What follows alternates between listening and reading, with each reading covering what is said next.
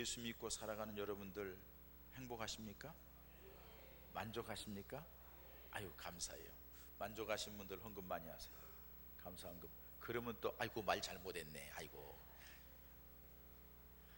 세상 사람들을 조사해 보니까요, 사람들이 살아가는 동안에 자기 인생에 만족하다고 생각하는 사람이 얼마나 될까?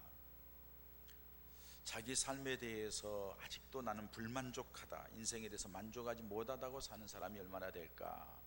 어느 쪽이 많을 것 같아요? 에? 어느 쪽이 많을 것 같아요? 여러분들은 만족하다는 데가 많다고 해야 돼. 왜? 내가 만족하니까. 만족한 사람은 사람을 볼 때 만족한 사람으로 보이는 거예요.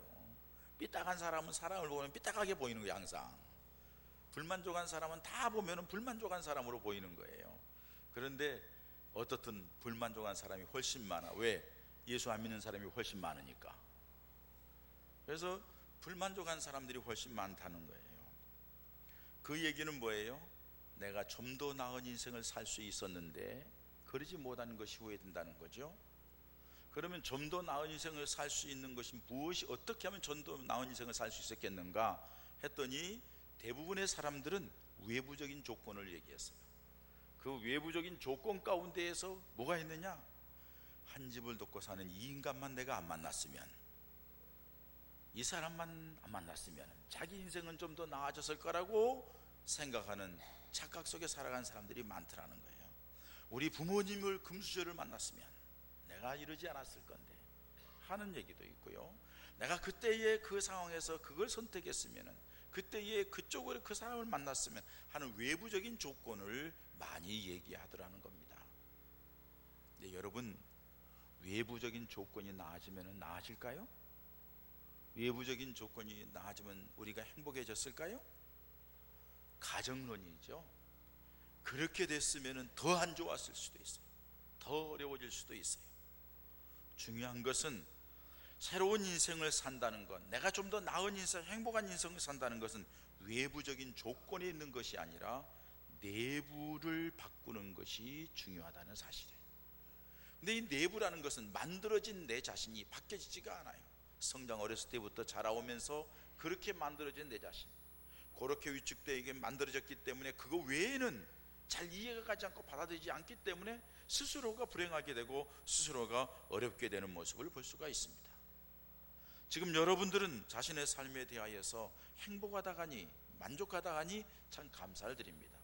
그런데 가만히 얘기 들어보면은 그분이 넉넉하거나 풍성하거나 그들의 뭐 외부적인 조건으로 잘 나가기 때문에 그분이 만족하다는 것, 그러면 여기에서 그냥 목사님 물어보니까 어쩔 수 없이 예 만족합니다고 했나? 그러나 그렇지 않아. 내 마음속에 세상의 다른 것으로 만족할 수 없는 또 다른 뭐가 있기 때문에 만족하다고 얘기를 하는 줄 믿습니다. 오늘 본문에 보면은 사도행전 4장 22절에 보면은 42여세나 되는 사람이라고 그랬어요. 그러니까는 나을 때부터 걸어보지 못하고 안전병이로 살아간 지 40여 년이 된 사람이에요. 이 사람이 고침을 받았습니다. 근데 이 사람이 고침을 받는데 막 외적으로 안전병이가 나았기 때문에 이 사람이 새로운 인생이 되었을까요? 그렇지는 않더라는 겁니다. 가난한 사람이 부자가 되면 새로운 인생이 될 줄 알고 로또를 맞았는데 안 맞을 때마다 더 저주받은 인생으로 바뀌어지더라는 거죠. 건강했는데 건강이 회복되니까 이 건강 가지고 죄 짓는데 빨빨리고 다니다 보니까 도리어 그 인생이 저주받은 인생이 되더라는 거죠. 중요한 것은 외적인 것이 아니라 이 40여 년 동안 안전병에 있다가 외모가 치료되기도 했지만은 이 사람에게 더 기쁨과 감격이 있었던 것은 주님의 이름으로 나음을 받고 주님의 은혜를 받아서 성전에 들어갈 수가 있었고, 성전에 들어가서 찬송하며 하나님을 찬송하며 나아가는 그 삶이 인생이 전환점이 되었고, 그 사람이 바로 새로운 인생을 산 사람이라고 말하고 있는 것입니다. 여러분들이 이 자리에서 내 인생이 새로운 인생이 되었다고 자신 있게 얘기할 수 있는 분들 어떤 분이겠어요? 아마 저와 여러분 모두가 그렇게 고백해야 될 줄 믿습니다. 왜? 예수 믿기 전하고 예수 믿은 뒤에는 당연히 새로운 인생이기 때문에. 예수 믿기 전에는 육신에서 나서 육신으로 살아갈 사람이지만은 예수 믿은 뒤에는 이제는 거듭난 사람, 하나님의 사람, 새로 태어난 사람, 하나님께 속한 영생의 사람이 되었기 때문에 당연히 삶의 가치관이나 살아가는 방법이 달라지기 때문에 새로운 인생을 살게 되는 줄 믿습니다. 그런데 여러분, 혹시 아직도 스스로가 불행하고 스스로가 잘못된 억울한 인생을 산다고 생각하십니까? 오늘 이 시간에 여러분들이 가지고 있는 힘들고 어려운 문제, 그것 때문에 여러분들이 인생을 스스로 안진뱅이 인생으로 생각했다가 하면은 생각을 바꾸시고 마음을 바꾸는 은혜가 있기를 축원합니다. 오늘 본문 말씀, 비문의 안진뱅이를 치료한 사건은 두 가지로 생각할 수가 있습니다. 첫 번째는 안진뱅이에 대해서 생각을 해야 되고, 두 번째는 베드로와 요한이라고 하는 두 사도에 대해서 생각을 해봐야 됩니다. 첫 번째, 여러분이 날 때부터 안진뱅이 된 자, 성경에는요 예수님께서 이렇게 치료하고 고쳐준 사건들이 많이 있어요. 그건 예수님이 인생의 주인이라는 뜻이고, 예수님은 어떤 병이든지 고칠 수 있다는 것을 드러내는 거예요. 그러나 그 중에 또 한 가지 중요한 뜻이 있습니다. 여러분, 성경의 병자들을 고친 사건 중에 대부분 중복되게 나오는 병들이 있어요. 첫 번째, 소경된 자. 여러분, 이 병자들을 고쳤다는 사건 속에는 단순히 그 병을 고쳐주어서 새로운 인생을 살겠다는 의미도 있지만은, 그 중에는 그런 병에 대하여서 하나님께서 알리고 보여주고 가르치고자 하는 뜻이 들어있다는 거예요. 그 중에 소경은 뭐예요? 앞을 못 보는 사람이에요. 야, 너희들 가운데 영적인 소경이 돼서 앞을 못 보는 사람이 있다. 분별하지 못하는 사람이 있다. 천국과 지옥을 보지 못하는 사람이 있고, 죄를 보지 못하는 사람이 있고, 사탄의 세력을 보지 못하는 어리석은 사람들, 육신만 생각하는 사람들이 있다. 예수님 앞에 나와야 눈이 떠서 밝히 보게 된다. 영적인 안목을 열어준다는 것을 주님께서 소경을 고쳐주면서 가르쳐주는 거예요. 뿐만 아니라 중풍병자가 있습니다. 중풍병자는요, 이건 혈압이 올라가서 혈관이 터지고 해서 뭐가 마비가 되고 제대로 걷지도 못하고 활동을 제대로 하지 못하고, 때로는 성경에 보니까 누워있는 사람도 있어요. 이런 사람이 있다는 거예요. 영적으로 믿음 생활을 하는 것 같지만은 누워만 있는 사람, 아무것도 하지 못해. 불구자처럼 중풍병자처럼 제대로 걷지 못하는 사람, 활동하지 못하는 사람, 제 역할을 못하는 사람. 여러분, 가장이 쓰러지면 어떻게 제 역할을 해? 제 역할을 못해요. 다 여러 사람한테 힘들게 하고 어렵게 하는 사람, 이런 사람이 있다는 거. 인생을 살아가면서 그 사람이 믿음의 사람이라 할지라도 주님께서 그 사람을 고쳐줘야만이 온전한 인생, 바른 인생, 확실한 인생, 활발한 인생을 살 수 있다는 것을 가르쳐주는 겁니다. 또 한 사람이 있어요. 문둥병자입니다. 코가 날아가고 눈썹이 날아가고 팔 손가락 마디마디가 날아가고 팔목도 날아가고, 심한 사람은 온몸이 그냥 만시창이가 되어서 지나가는 사람들에게마다 나는 문둥병자입니다, 나는 문둥병자입니다, 가까이 오지 말라는 거예요. 어떤 사람입니까 여러분? 다 자기 자신을 감싸고 있는 사람, 어찌할 줄 모르고 자기 사람들과의 관계가 다 단절된 사람, 가까이 오지 말라고 자기 혼자만 생각하고 자기의 아픔 가운데 속은 다 문드러져 있고 썩어져 있는 이런 모습으로 살아가는 사람, 불치의 병자라 할지라도, 도저히 방법이 없다 할지라도 예수님 앞에 나오기만 하면 고침을 받는다는 뜻입니다. 어떻게 보면 이런 병자들에 대한 것은 우리 인생의 내면, 우리 인생의 영적인 상태를 예수님으로부터 치료받고 고침을 받는다는 것을 말씀하고 있다는 사실입니다. 오늘 본문에 나오는 안진뱅이도 같은 의미인 줄 압니다. 사도 베드로, 사도 요한이 처음으로 기적을 행한 사건이에요. 오늘 이 사람은 육체적으로서 날 때부터 안진뱅이에요. 걷지 못하는 사람이에요. 여러분, 우리는 태어날 때부터 죄인이에요. 태어날 때부터 영적으로 걷지 못하는 사람이었어요. 영적으로 아무것도 모르는 사람이었어요. 거기에서 고침을 받아야만이, 거기에서 걷고 뛰는 역사가 있어야만이 새로운 인생길이 전개되는 줄 믿습니다. 이 믿음의 삶이 새롭게 된다는 거죠. 이 사람은 미문에 와서 사람들이 데려다 놓고서는 떠나면은 구걸하는 인생이에요. 이 사람은 안진뱅이기 때문에 성전에 들어갈 수가 없어요. 불구자는 성전에 들어갈 수가 없기 때문에 성전 바깥에서만 성전을 바라보며 그리워하면서 한 푼 두 푼 육신적인 필요만 구하는 사람이었어요. 여러분, 우리가 교회에 와 있지만은 마음은 하나님의 성전에 들어오지 못하고 있지는 않습니까? 세상에서 주님 앞에 있으면서도 주님께 구하는 것이 아니라 세상에서 한 푼 두 푼 구하면서 그거 빌붙어서 얻어먹으려고 살아가다가 이 자리에 와 있기는 하지만은 주님으로부터 문 밖에 서서 세상을 바라보고 있는 그런 모습은 아니냐는 겁니다. 그 인생이 바뀌어지기 위해서는 오늘처럼 주님을 통하여 새로운 역사가 일어나야 될 줄 믿습니다. 이 사람은 인생에서 관계가 끊어진 사람입니다. 사람들이 대단해 놓고서는 갖다 놓고 돈벌이로만 시키는 거죠. 앵벌이 시키는 거죠. 사람들에게도 한 푼 두 푼 달라는 것이 다른 의도가 없어요. 다른 사람하고 사랑의 관계, 무슨 가까운 관계를 맺는 것이 아니라 그냥 돈만 주면 그걸로 끝나버리는, 이 사람과는 사람과의 관계가 아름답게 맺어지지 못하는 안타까운 모습이고 사람들에게 몇이 천대받는 모습이에요. 여러분, 우리가 믿음 생활한다 하면서도 사람과의 관계가 별로 좋지를 않아. 자기 혼자만 그냥 그렇게 뭘 주면 해줄거리고 없으면 그냥 이런 상태의 모습은 아닙니까? 주변 사람들에게 그리스도인으로서 소금과 빛된 사명을 이뤄서 무시당하고 짓밟히고 이런 상태에 있지는 않습니까? 이거 여러분, 새로운 삶으로 바뀌어져야 될 줄 믿습니다. 주님이 원하지 않는 삶이기 때문에 그렇습니다. 주님이 원하지 않는 믿음이기 때문에 그렇습니다. 바로 이 안진뱅이는 오늘 이 시대를 살아가는 모든 사람들의 현주소이고, 세상 사람들은 방법이 없지만은 그래도 우리 믿음의 사람들은 이 안진뱅이처럼 성전 미문이라도 앉아 있는 것처럼 우리는 그나마 성전 안에 들어와서 이렇게 주님 앞에 있다는 사실 자체에, 여기에서 머무를 것이 아니라 오늘 이들이 제 사도들을 통하여서 주님의 은혜를 입었던 것처럼 이 시간에 말씀을 통해서 여러분들도 주님의 은혜를 입어야 될 줄 믿습니다. 주님을 만나야 될 줄 믿습니다.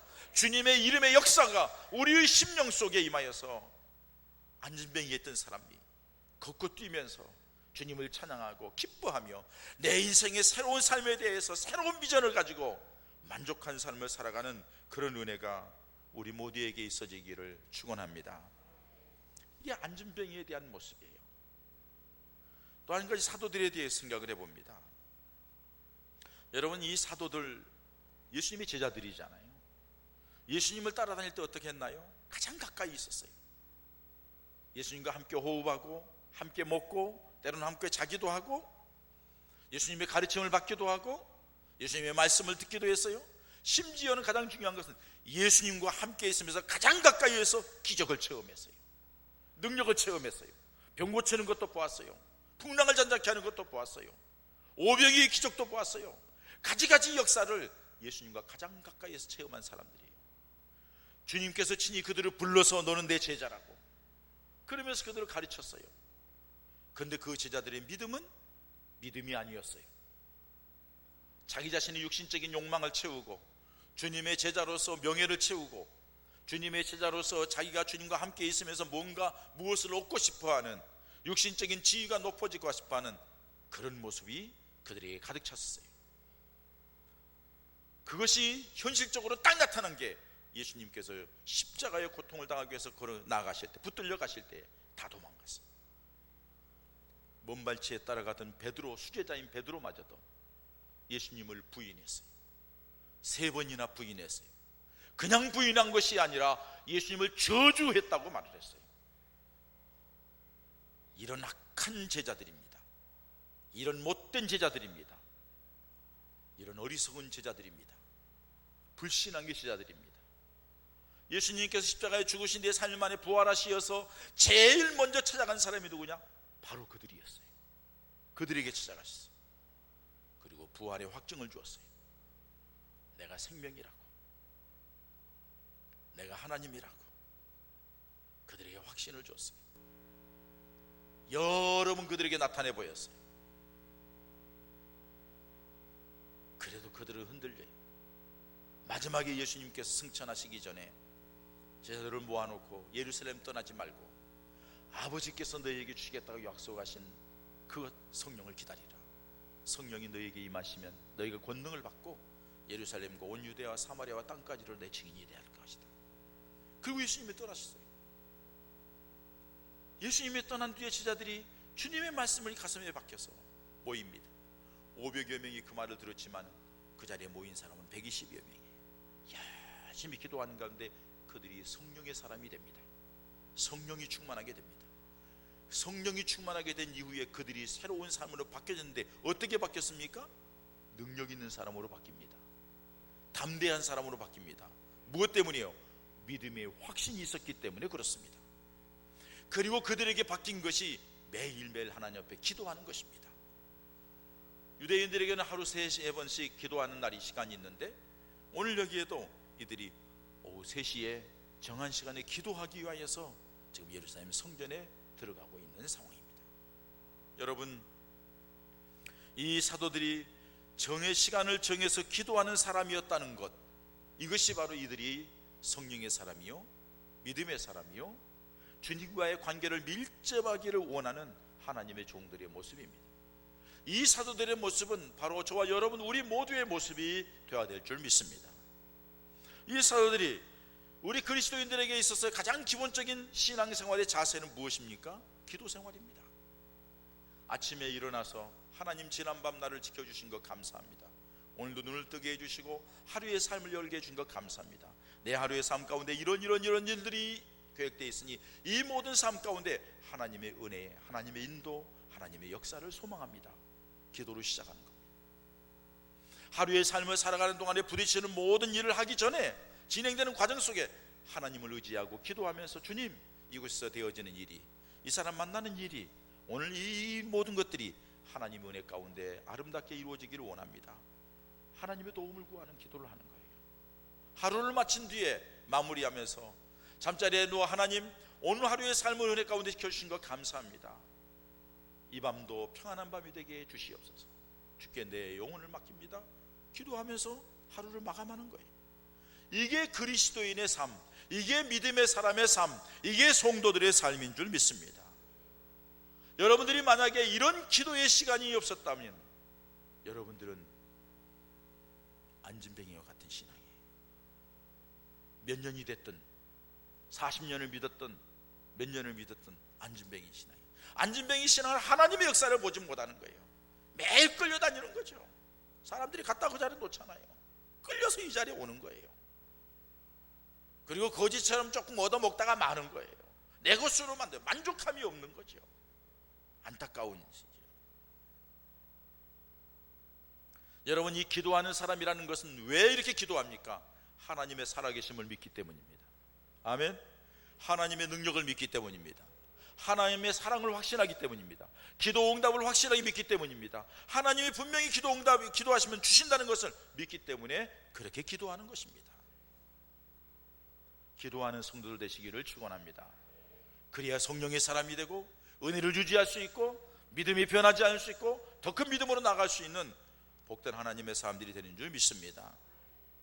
또 여러분, 이 사도들의 모습을 보면 이게 은혜가 충만하니까, 저도 그런 경험을 했어요. 은혜가 충만하고 성령으로 충만하니까 모든 사람이 불쌍히 여기는 거예요. 특별히 어려움 당한 사람이 불쌍한 거예요. 안타까운 거예요. 오늘 여기 제9시, 오늘 우리 시간으로 말하면 오후 3시입니다. 기도하는 시간에 기도하러 가는 중에 성전 비문에서 안진뱅이가 구걸하는 모습을 보았습니다. 그 모습을 보는 순간 불쌍한 마음이 들었어요. 이 사람의 필요한 무엇인가를 주고 싶은 마음이 들었어요. 이 마음이 주님의 마음인 줄 믿습니다.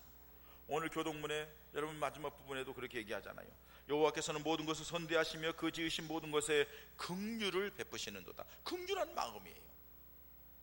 마태복음 5장에도 긍휼을 베푸는 자에게 하나님께서 긍휼히 베푸시는 은혜를 베풀어 주겠다고 했어요. 주님의 마음입니다. 주님께서는 이렇게 거동하시다가 사람들이 주변의 병자들을 보고 안타까운 사람 보면 불쌍히 여겨서 그들을 고쳐주셨어요. 심지어는 나 인생에 과부의 집에 한 아들밖에 없는데 그 아들이 죽어서 생애가 나가고 있습니다. 우리 주님께서 가서 보시고 울부짖는 과부의 그 눈물을 보고 너무 안타까워서 불쌍해서 가셔서 관을 딱 대고 멈춥니다. 그리고 그 안타까운 모습을 보면서 청년아 일어나라. 죽은 자리에서 일어나서 그 어머니의 품에 안기는 모습을 봅니다. 주님의 불쌍히 여기는 마음, 긍휼한 마음, 이게 바로 주님의 마음이요, 이게 바로 성도들의 마음인 줄 믿습니다. 마음이 악함으로 가득 차 있고, 이기적으로 가득 차 있고, 고집으로 가득 차 있고, 자기만 생각하고 다른 사람을 악하게 얘기하는 것, 이거는 주님의 사람이 아닙니다. 믿음의 사람이 아닙니다. 그 사람에게는 성령의 역사가 없다는 사실을 기억해야 됩니다. 이 제자들은, 사도들은 불쌍히 여기는 마음이 있어요. 그 불쌍한 마음을 어떻게 표현할까 하고서 그는 그 안전병에게 무언가 주기를 원했어요. 그런데 그들이 깨달은 것은 뭐냐? 지금까지 살아오면서 성령 충만하고 깨달은 것은 금과 은으로 이 문제가 해결되지 않는다는 것을 그들은 알았어요. 세상을 살아가면서 세상 사람들은 물질이면 모든 것이 다 해결된다고 생각합니다. 혹시 여러분들도 그럴지 모르겠어요. 그래서 우리 우스갯소리로 말하잖아요. 뭐니 해도 머니가 최고다. 뭐니 해도 머니가 최고다.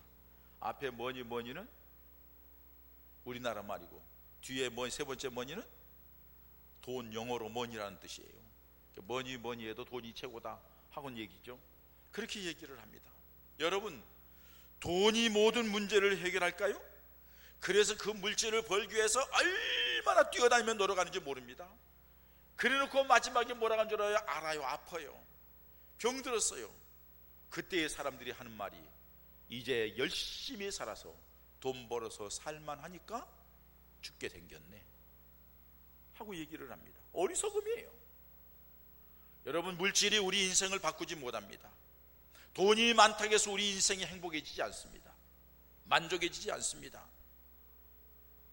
거기에 여러분들 빨대 꽂고 열심히 살려고 노력하는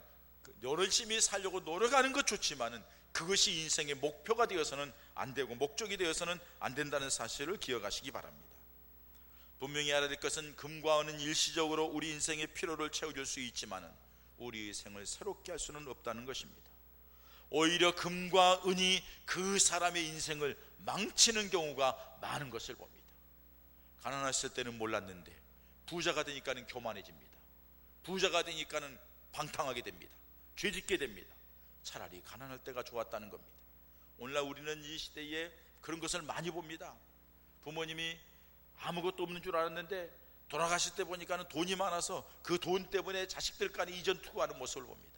지금 우리나라의 대재벌 중에 한 사람이 지금 그러잖아요. 자식들이 서로 큰아들 작은아들이 싸움박질하고 난리잖아요. 서로 누가 더 많이 가느냐는 난리잖아요. 차라리 없었더라면 형제간에 우애하고 사랑하고 서로 효도하면서 살 수 있는데 그러지 못한 안타까움을 볼 수가 있습니다. 여러분, 우리 인생에 금과 은으로 해결할 수 없는 일들이 너무 많이 있습니다. 아니, 거의 다라고 할 수 있습니다. 왜 그렇습니까? 무엇 때문입니까? 그 문제의 핵심은 죄 때문이기 때문에 그렇습니다. 창세기 2장 보면은 하나님께서 에덴 동산에 아담과 하와를 두고 정말로 행복하고 풍요롭게 살게 해주셨죠. 그런데 창세기 3장에 보면 하나님의 말씀을 어기고 사탄의 유혹에 넘어가서 육신의 욕망에 따라서 선악과를 따먹고 범죄함으로 말미암아 부부간에 갈등이 생겼습니다. 자식이 죽이고 죽고 하는 결과가 나왔습니다. 땅은 그냥 살기 힘들고 어려운 상황이 되어서 먹고 살기 힘든 시대로 바뀌어졌습니다. 그런 일들이 지금 계속해서 반복되어 있고 갈수록 더 그럴 거예요. 이게 죄로부터 출발된 인생의 모든 모습이에요. 사회의 모습이라고 할 수가 있어요. 이런 죄악된 문제를 해결하기 위해서 세상의 방법이 없기 때문에 하나님의 한 방법을 내셨는데 예수 그리스도를 이 땅에 보내신 거예요. 그리고 그 예수 그리스도를 십자가에 우리 모든 죄를 다 짊어지시고 십자가에 죽게 만드신 거예요. 그래서 예수님을 가르쳐서 보라, 세상 죄를 지고 가는 하나님의 어린 양이로다, 이렇게 말씀하는 거죠. 예수님께서 말씀합니다. 모세가 광야에서 구리뱀을 높이 든 것처럼 인자도 높이 들려야 하리라. 이스라엘 백성들이 광야 생활하면서 하나님을 원망하고 불평하고 하나님의 종을 대적하고 하는 가운데 하나님이 그 사막에 있는 불뱀을 보내서 그들을 물어뜯어서 다 독이 퍼져서 죽게 됐을 때 모세가 하나님 앞에 기도합니다. 하나님, 이 광야에서 이 백성들이 다 죽습니다. 용서해달라고. 하나님께서 모세의 기도를 들으시고, 야, 구리뱀과 이 불뱀과 똑같은 구리뱀을 만들어서 높이 들라. 그걸 쳐다보는 자는 살리라. 하나님의 약속입니다. 어떻게 여러분 독이 퍼져나가는데 구리뱀, 노뱀을 보면 그걸 살겠어요? 하나님의 약속이기 때문에 쳐다보는 사람은 사는 거예요.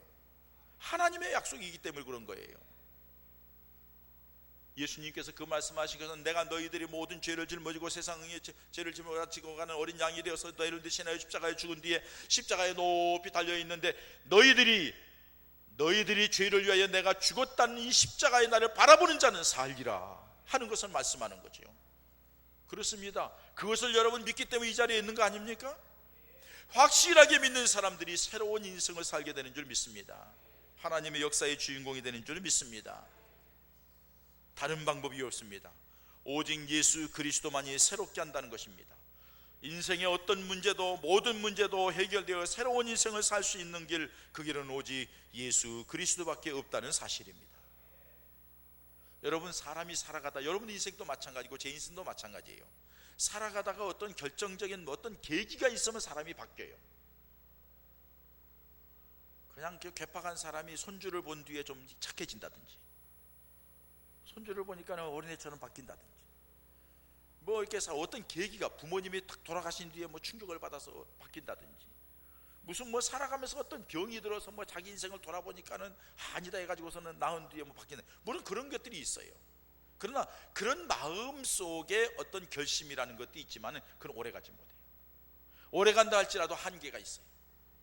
정말 우리들이 마음속 중심에서 모든 것들을 새롭게 리모델링해서 완전히 새 사람으로 바꿔지는 것, 그것은 예수 그리스도의 능력만 확실하게 되는 줄 믿습니다.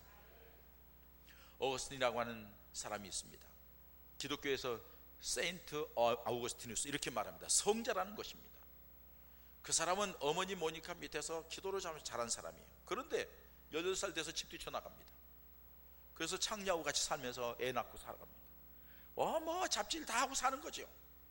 그런데 어느 날 길거리 지나가는데 담 너머에서 어떤 소녀가 노래를 부릅니다. 내 손에 있는 책을 펴서 읽으라고. 집에 딱 돌아와서 그게 자꾸 들려오니까 책을 펴서 읽습니다. 그 책이 성경책입니다. 어렸을 때부터 보았던 책이니까. 성경책 옆에 로마 13장을 읽습니다. 방탕하지 말고 나와 같이 단정히 하라고 하면서 하나님의 말씀 인도 안에 그의 마음속에 막 성령이 들어옵니다. 주님이 찾아오십니다. 그리고 그 자리에서 거꾸러집니다. 그리고서는 180도 다른 사람이 됩니다. 어머니의 기도대로 변화된 사람이 됩니다. 그리고서 그가 주님을 향하여서 온 인생을 바칩니다. 그리고서 하나님의 말씀을 읽으면서 기도하면서 깨달은 것들을 교리적인 면으로 이렇게 정리를 해놓습니다.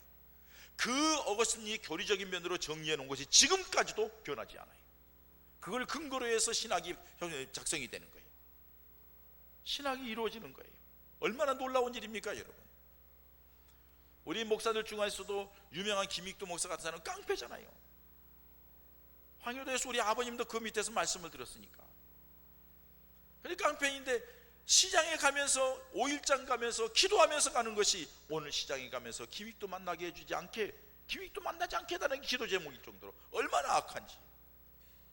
그에게 복음이 들어갔고 그에게 예수님을 만나줬고, 그러니 그가 변화되어서 목사가 되고 생명대 걸고 복음을 전하는 변화된 사람이 되었어요. 유명한 유라 중에 하나, 김익도가 변화됐대? 예수 믿고 변화됐대? 내가 확인해 봐야지 해가지고 사람이 가서요 김익도를 놀립니다. 그리고서는 막 못 살게 굽니다. 너무 화가 나니까는 목사를 잡아서 확 들어가지고서는 주먹으로 한 방 먹이려고 하다가 내려놓고 하는 말이, 예수는 내가 믿고 은혜는 네가 받았다 이놈아 하고 보냈다는 겁니다. 자기 자신을 통제하고 바뀌어지는 것은 예수님의 내 안에 들어오니까 변화될 수밖에 없는 거예요. 육신대로 살 수가 없는 거예요. 이게 새로운 인생은, 이 사람 마찬가지예요. 오늘 본문에 있는 이 사람, 날 때부터 한주병에 대해서 치료받는 것도 감사하지만은 그 단순한 그 감사가 아니라 성전에 들어가면서 성전에 들어갈 수 있다는 게 감사하고 거기에서 하나님을 찬송했다고. 여러분 8절 말씀 보세요. 뛰어서서 걸으며 그들과 함께 성전으로 들어가면서 걷기도 하고 뛰기도 하며 하나님을 찬송했다고 말해요. 새로운 삶이에요. 새로운 삶. 하나님을 찬송하는 게 여러분 입에 발린 소리로 찬송하는 것이 아니라, 예배 시간에 여러분들이 가정에서 생활 속에서 내 입에서 나오는 찬양이 가슴 속에서부터 주님을 향한 고백의 찬양이 되기를 바랍니다. 내 삶을 새롭게 하시고 나를 변화시키시고 나에게 새로운 비전을 주시고 나에게 하나님의 자녀된 영광을 주신 그 주님을 향하여 찬양하는 우리 모두가 되기를 소망합니다. 이것을 한마디로 성경에서 고린도후서 5장 17절에 이렇게 말합니다. 그런즉 누구든지 그리스도 안에 있으면 새로운 피조물이라 이전 것은 지나갔으니 보라 새 것이 되었도다. 우리 이미 새로운 사람이 되어서 이곳에 있는 줄 믿습니다. 그러나 새로운 사람이 돼서 이곳에 있으면서 아직도 안진뱅이처럼 앉아가지고 비비적거리고 혼자 아무것도 하지 못하고 누워있고, 누가 끌어와야 끌어오고, 얻어먹는 것도 한 푼 줍쇼 해가지고 날람 받아먹고, 그 정도가 아니라 여러분, 걷고 뛰면서 주님 앞에 찬송하고 마음껏 은혜 받고 마음껏 하나님의 영광을 위해 살아가며 기쁘게 인생을 살아가는 오늘 미문의 안진뱅이와 같은 그런 놀라운 역사가 예수 그리스도를 통하여서 주님을 만남으로, 주님과의 관계가 회복됨으로 이런 역사가 저와 여러분들의 삶 가운데 계속되기를 주님의 이름으로 축원합니다. 축원합니다. 하나님 아버지,